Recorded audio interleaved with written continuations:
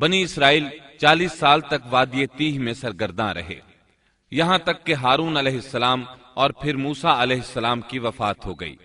ان کے بعد بنی اسرائیل کی باغ ڈور یوشع بن نون علیہ السلام نے تھام لی۔ آپ یوسف علیہ السلام کی اولاد میں سے تھے۔ آپ نے ہر ممکن حد تک بنی اسرائیل کے معاملات کو درست کیا۔ 40 سال کا عرصہ پورا ہو گیا تو یہ بنی اسرائیل کو لے کر بیت المقدس کی طرف چلے، کیونکہ یہ بات ان کے لیے لکھی جا چکی تھی کہ وہ وہاں سکونت پذیر ہوں گے۔ سورۃ المائدہ آیت 21 میں یہ ذکر موجود ہے۔ يا قوم ادخلوا الأرض المقدسة التي كتب الله لكم، اے میری قوم اس مقدس زمین میں داخل ہو جاؤ جو اللہ نے تمہارے نام لکھ دی ہے۔ مقصد یہی تھا کہ ایلیا شہر ان کا مسکن بنے اور وہ اس میں حکومت کریں۔ انہیں میدان تیہ میں محصور ہونے کی سزا اس بنا پر ملی تھی کہ وہ یہاں کے زبردست اور جنگجو لوگوں سے ڈر کر شہر میں داخل نہیں ہوئے تھے۔ 40 سال تک واعظ و نصیحت کی وجہ سے وہ اس میں داخل ہونے کا پختہ عزم کر چکے تھے، اس لیے شہر میں داخل ہو گئے۔ پچھلے حکم کا انکار کرنے والے اور بچڑے کی پوجا کرنے والے ہٹ دھرم لوگ مر کھپ چکے تھے۔ اس وقت کے لوگ ان کی نسل سے پیدا ہوئے تھے۔ ان میں ایک بھی شخص ایسا نہیں تھا جس نے بچڑے کی عبادت کی ہو۔ جب یہ لوگ یوشع بن نون علیہ السلام کی قیادت میں مقدس شہر کی طرف جہاد کے لیے چلے اور وہاں پہنچے تو دشمن ابھی تک موجود تھا۔ بنی اسرائیل نے 6 ماہ تک ان کا محاصرہ جاری رکھا۔ وہ زبردست جنگجو قوم تھی۔ بنی اسرائیل سے ان کا آخری معرکہ جمعے کے دن ہوا۔ یہ لوگ ہفتے کو لڑائی نہیں کرتے تھے کیونکہ یہ دن ان کی عبادت کا تھا۔ اس دن عبادت کے علاوہ ہر کام حرام تھا، لڑائی بھی ممنوع تھی۔ عصر کے وقت معرکہ ہوا۔ بنی اسرائیل بڑی حد تک کامیابی حاصل کرتے آگے بڑھتے چلے گئے، لیکن اسی وقت سورج غروب ہونے کا وقت ہو گیا۔ اس طرح صورتحال نازک ہو گئی۔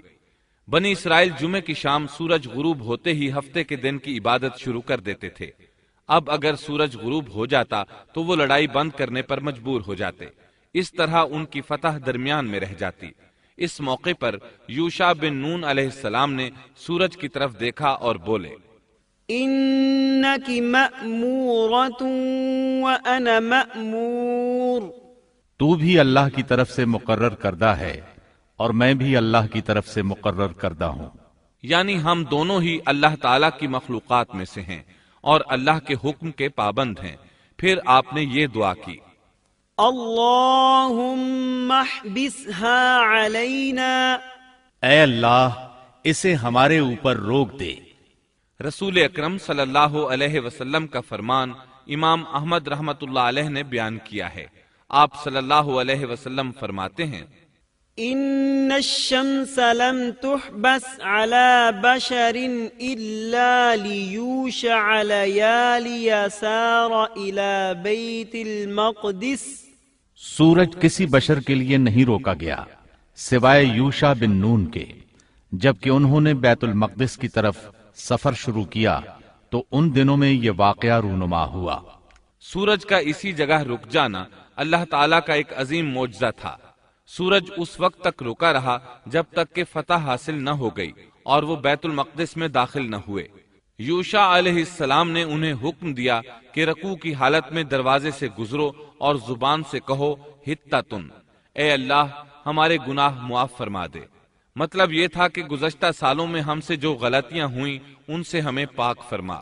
اللہ تعالیٰ سورۃ البقرہ آیت 58 میں فرماتے ہیں، وَإِذْ قُلْنَا ادْخُلُوا هَٰذِهِ الْقَرْيَةَ فَكُلُوا مِنْهَا حَيْثُ شِئْتُمْ رَغَدًا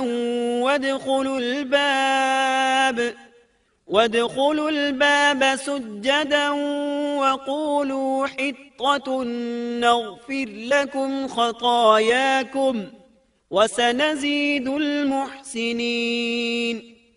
اور اس وقت کو یاد کرو جب ہم نے تم سے کہا کہ اس بستی میں داخل ہو جاؤ اور جو کچھ جہاں کہیں سے چاہو با فراغت کھاؤ پیو اور دروازے میں سجدے کرتے ہوئے گزرو اور زبان سے حتتن کہو، ہم تمہاری خطائیں معاف کر دیں گے اور نیکی کرنے والوں کو اور زیادہ عطا کریں گے۔ القدس فلسطین کا دارالخلافہ تھا، یہاں ہر طرف سے پھل آتے تھے، خود بھی زرخیز علاقہ تھا۔ اللہ تعالیٰ نے فرمایا جو جی چاہتا ہے کھاؤ پیو۔ جب اس نئی نسل کو یہ حکم ملا تو اپنے آباء و اجداد کی طرح انہوں نے بھی نافرمانی شروع کر دی۔ ان کے دلوں میں ایمان تو تھا لیکن مضبوط نہیں تھا، اسی وجہ سے وہ یوشع علیہ السلام کے ساتھ مذاق کرنے لگے اور ہتتن کی بجائے ہنتتن فی شعرتن کہنا شروع کر دیا۔ اس کا مطلب ہے گندم اپنی بالی کے اندر، اور بغیر سجدہ کیے اندر داخل ہو گئے۔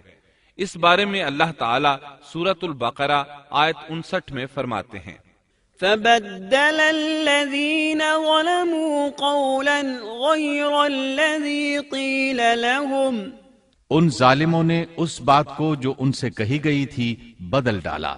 اس بات سے ان کی ہٹ دھرمی اور سرکشی کا بخوبی اندازہ لگایا جا سکتا ہے، اور اس بات کا بھی اندازہ لگایا جا سکتا ہے کہ احکام الہی کے ساتھ استہزاء و مذاق ان کے لیے معمولی حیثیت رکھتا تھا۔ یہ حقیقت ہے کہ جب کوئی قوم اخلاق و کردار کے لحاظ سے اس قدر زوال پذیر ہو جائے تو وہ احکام الہی کے ساتھ اسی طرح کا سلوک کرتی ہے، اور جب کسی قوم کی حالت اس حد تک خراب ہو جائے تو اس پر اللہ کی طرف سے عذاب ضرور نازل ہوتا ہے۔ چنانچہ ان پر بھی عذاب الہی کا کوڑا برسا۔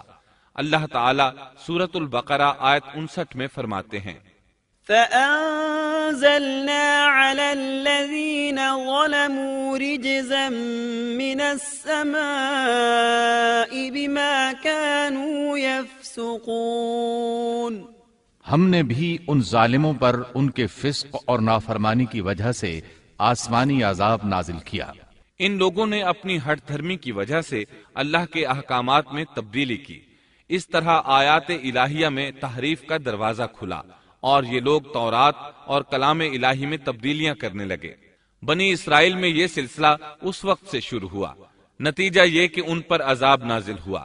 صحیح مسلم میں نبی کریم صلی اللہ علیہ وسلم کا ارشاد گرامی ہے الطاعون رجز او عذاب ارسل على بني اسرائیل او على من كان قبلكم، طاعون ایک عذاب ہے جو بنی اسرائیل پر یا تم سے پہلے کسی امت پر بھیجا گیا۔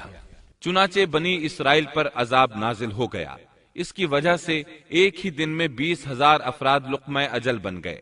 یہ دیکھ کر وہ اللہ سے پناہ مانگنے لگے۔ کس قدر عجیب لوگ تھے، اللہ کی آیات کو مذاق کا نشانہ بنایا، کلام الہی میں تحریف کی، اس کے نتیجے میں طاعون نے دبوچ لیا تو معافیہ مانگنے لگے۔ بہرحال اس طرح ان کی زندگی فلسطین میں شروع ہوئی۔ ان پر کچھ حاکم حکومت کرتے رہے تاکہ ان کے دنیاوی معاملات سلجھ جائیں۔ انبیاء کرام ان کے دینی معاملات میں تربیت کرتے رہے۔ ان کا دین بادشاہت سے جدا تھا، دین علیحدہ ہو گیا اور حکومت علیحدہ ہو گئی۔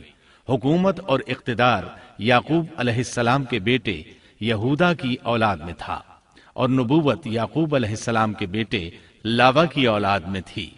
انبیاء کرام رشد و ہدایت کا کام کرتے رہے، ان سے مشاورت بھی رہی، لیکن دنیاوی معاملات کی باغ ڈور صرف بادشاہوں کے ہاتھ میں تھی۔ حکومت اور نبوت کی یہ جدائی یوشع علیہ السلام کی وفات کے بعد ہوئی۔ آپ نے 127 برس کی عمر پائی۔ یوشع علیہ السلام جب تک زندہ رہے وہ ان کے بادشاہ بھی رہے اور وہ نبوت سے بھی سرفراز تھے۔ یوشع علیہ السلام کی وفات موسیٰ علیہ السلام کی وفات کے 27 سال بعد ہوئی۔